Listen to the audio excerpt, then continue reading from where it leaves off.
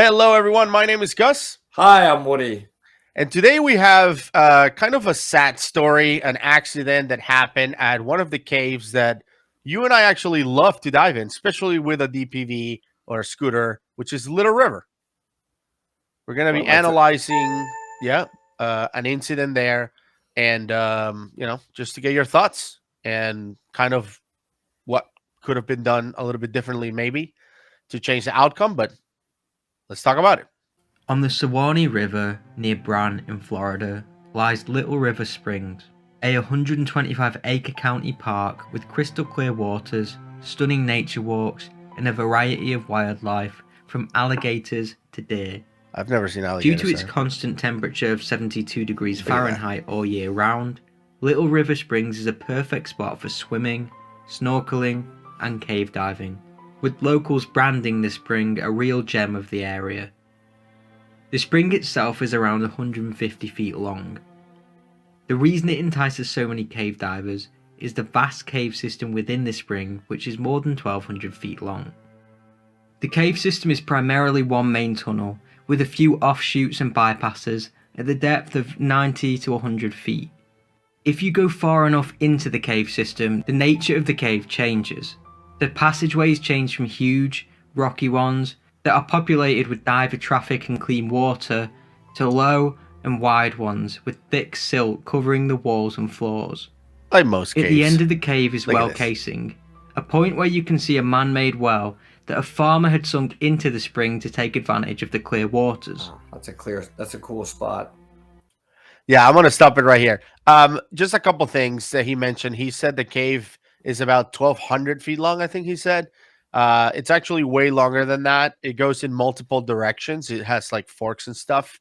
I think there's over 8,000 feet of caves that are mapped there.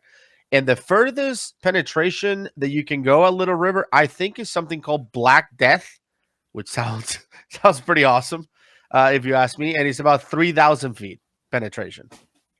So you can go, to Black Death, or you can stay on the goal line, the main line of the cave, and go to the well casing. The goal line actually ends at well casing, which is about 2,000 feet penetration. And we went there, Woody. Last time we went to Little River, we went to well casing, which I remember was pretty awesome to be swimming. Like, you're swimming because we parked our scooters. We scooter in all the way to Dome Room, I think it's called, which is about 1,600 feet into the cave, into the goal line.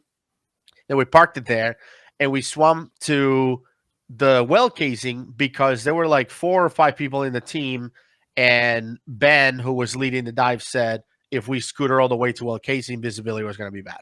So we swim. We just did the last 400 feet swimming. I remember that. I really enjoyed that dive. I always tell you that it's one of my favorite at Florida caves because for those of you that don't know anything about it or haven't seen it, I don't know if you ever watched the Flintstones. Do you remember the cartoons? It's pretty old.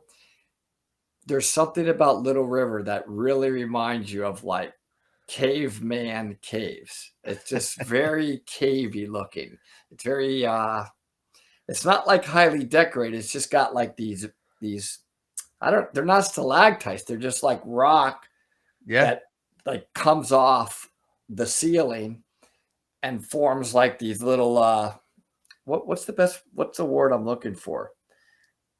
Like, I don't know, straight rock from the ceiling all the way down, but it's not like, it doesn't look like a formation like a stalactite. It's just more of like the rock wall continuing, but then splits off. It's not solid. It's really Right.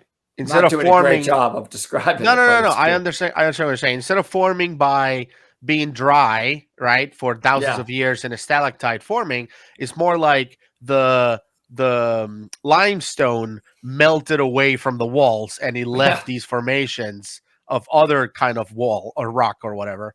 And it's really, really cool. And I agree with you. That's why it's one of my favorites. And this part, the well casing in particular, is interesting because you're swimming through this cave and swimming and swimming and swimming. First of all, hating my life because we just parked the DPVs and we're swimming like savages now.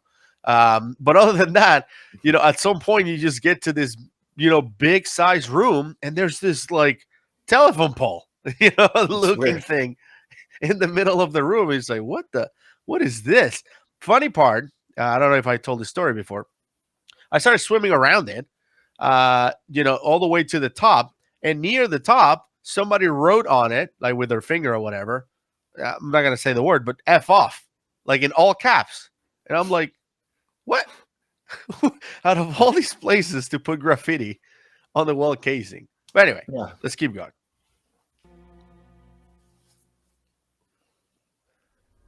This brings us to the 26th of November 2003. It was the day before Thanksgiving, which saw Kane Overfield, who was 46 years old, and his nephew, Jerry Beats, who was 42 years old, Wow. enter Little River Spring at around midday with the intention of diving for around 80 minutes. Both were certified and experienced divers, and had dived Little River Springs around 20 times. Jerry was even a diving instructor. The divers were using a scooter. Yes. A scooter is a vehicle used to increase range underwater. They allow divers to see more, save air, and move between locations quicker. Both divers agreed that they would turn back when 1/3 of their air was consumed. This would be around well casing. The pair will have known the risks of reaching well casing, as in early March of 2000, an inexperienced diver drowned after reaching it. Yeah. Sometime into their journey, I wonder if they really had 1/3, if they only used 1/3 of the air based upon the fact that the scooter was going to break. That's Right. interesting to me. I mean, I hope they planned it based upon the fact that we always plan as if the worst thing's going to happen, as you know, Gus. So, Yep. it's one thing to say you're scootering back because that's obviously a spring. So you're going to have both the scooter and the flow taking you out. But if you have to swim it, it could be significantly slower. Right. Not clear from what he said there, but I guess we're going to soon find out. Well, and yeah, and that's one thing that he mentioned that is not. I mean, it is and it's not true. He mentioned that by having a scooter, you increase your range, but you still have to plan, like Woody mentioned, as if your scooter fails. So you can't just scooter in, triple the distance just because you have a scooter, because then if it fails, you have to swim out, and you're going to run out of air. So it's not like, I mean, technically it would increase your range because you can hammer the scooter and go as deep as you want. But if that thing fails, you're going to die. So we don't increase the range, even though the scooter can. Like for us, for example, we calculated, let's say we can penetrate 2,500 feet. It's great not to have to swim 2,500 feet, get to 2,500. But we don't go to 5,000 just because we have a scooter. That's not how that works. Without taking additional air, basically. Correct. the pair were arriving at well casing. Look at that well case. At this point, without Strange to me, realising though. Jerry had stopped, Kane continued for another 200 to 300 feet before realising that he was now on his own. Kane was confused as he thought Jerry was right behind him, so he returned to well casing to find a worrying scene. Well casing was now completely silted out. A silt out is when the silt on a solid surface has been disturbed, which reduces a diver's visibility to almost nothing. This meant that Kane couldn't see Jerry among the silt. Kane didn't panic and began to search for Jerry within the silt. He stumbled onto Jerry whilst looking for him and grabbed him. According to Kane, he seemed absolutely fine, so he briefly let go of him after confirming his safety so that he could clip his scooter into the line. When he tried to grab him again, Jerry was gone. He had disappeared into the silt, and Kane never saw his nephew again. Okay, let's stop here for a second. It's hard to judge or to say that he shouldn't have done this, he shouldn't have done that, because we weren't there. We don't know exactly what happened. But during cave diving training, and Woody was there for mine, he was already certified, but he was my buddy that always got lost. During cave diving training, you learn that if your buddy is lost, let's say like it happened right here with Jerry, who was lost in the silt out, and I find you, like as your buddy, I am going to use a reel, and that's what we dive with reels, with spools, connect it to the line, go into the silt, right? If I think that you're there, or wherever you're lost. Once I find you, and I did this with Woody, I think it was a little river, actually. Once you find him, you literally grab him and put him in the line in front of you. You don't just be like, hey, are you okay? Okay, cool. And then just go and do something else. You take him and say, here's the line, go. Right. And he will swim in front of you all the way to the line, and you will reel in all the way to the line. That's how that works. Yeah. Just to clarify that for everybody, I was the one always getting lost because I was playing a lost buddy role, right? Correct. For the drill. We weren't really getting lost. Right. But yeah, so again, this one's really hard for me to react to because there's just no facts happening right now. I'm just listening to the story. So you see, I'm kind of staying quiet because I'm like, well, we re-lost him. That is very unusual. If we were to re-find each other, Yep. and it's a total silt out like that, there's no way we're letting go of the line, or probably letting go of each other. That's right. I mean, I probably am going to be touch contact until, maybe we could see at least till we could see the line again. Yeah. So if I'm in a full silt out, right, and you're on the line and you arrive back at the well casing and it's completely silt out, in order for you to find me, what you're going to do is you're going to tie your spool to the line and search. Right. And then search for me. Once you find me, what do you do? You're going to be going on the line, and then I'm going to get behind you and reel the line in because that line was tied off, hopefully back to the main line. I went Correct. searching for you off the main line. Correct. So that at that point we're golden, right? We could take the main line back out, and if it's still silted out, my point is, look, during a silt out moment, you do not let go of the line. You okay the line, and you do not let go of it. That's right.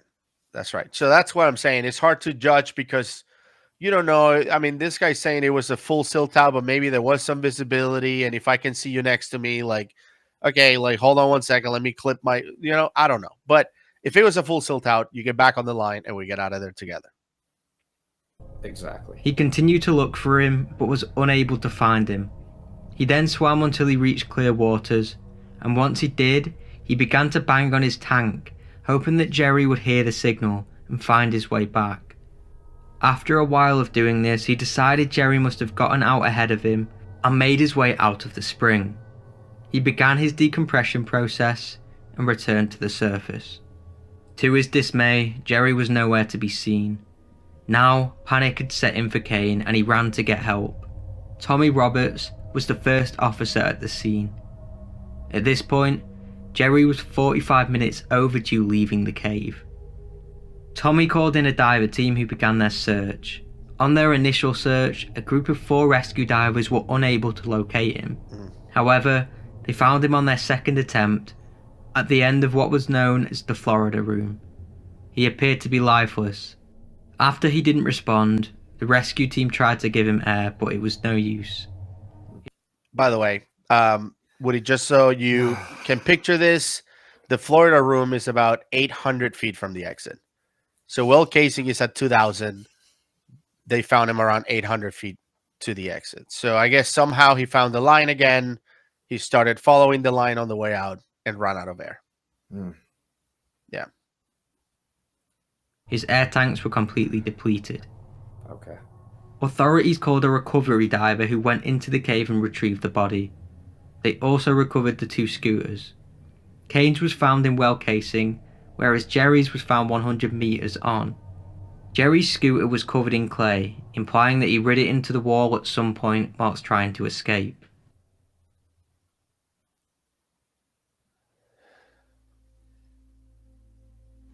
Tommy Roberts, the officer on the scene, stated that Jerry clearly silted the water with the propeller of his scooter.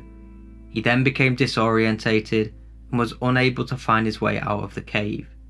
When they found him, he was in the right direction but way off safety.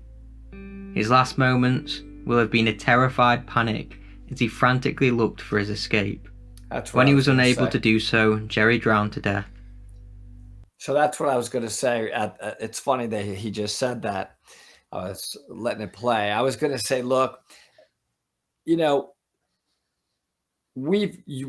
one of us, I don't think you have, Gus, have actually been in a real lost situation for any length of time where you really have lost the line, lost your buddy, and you're just frantically looking all over the place. I'm not talking about for 10 or 20 seconds. I'm talking about like 10 or Right. 15 minutes, right? No, You're neither just one of like, us have been there.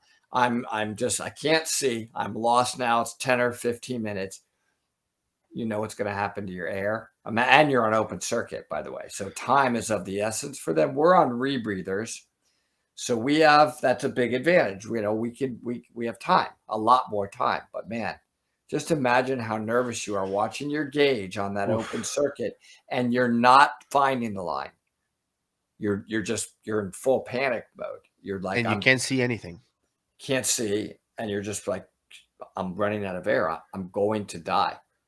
So, you know, it's just terrible. I mean, that's really got to be just the worst feeling. And I've never experienced it, so I can only just be sad to imagine what he was feeling during that, you know, time when he was looking for that line again. Yeah.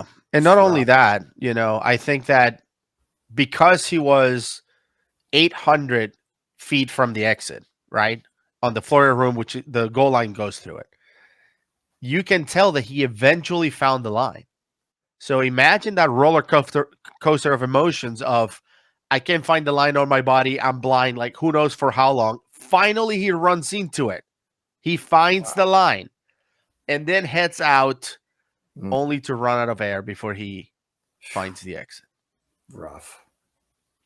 Really rough. So, you know, the things we don't know, we can sort of end it by saying, look, we don't know how much gas they planned for. We don't know what their sack rate was. We don't know how experienced they were. We don't know if they were DPV cave trained. We know they were, well, we assume they were cave trained, but we don't know if they were DPV cave trained. That's even another level of certification. And, you know, those are all really important facts that we would need to know to determine, as you said earlier, we're not here to point blame and they should have done this and they should have done that, because we're not armed with that information. But Right. what we can say, it comes back, doesn't it, Gus, to the good old 5 rules of cave diving every time, right? I mean, you got to have, one of the big things is certainly the line, don't ever lose it, and proper gas planning. Yep. Seems like those two things were That's why they're rules. not happening here. Yeah, that's why they're rules. But you're right. We can end it there. And, you know, unfortunately, these divers, you know, didn't make it out together. One of them couldn't find the exit and also couldn't find, and sometimes you find those air pockets, right? And we've had stories in the channel of divers that got completely lost in a full silt out on open circuit, started to panic, and somehow found an air pocket. And I'm going to leave one right here so you can check it out. Thanks for tuning in. Thanks, everybody. I'm kind of sad on this one. It's just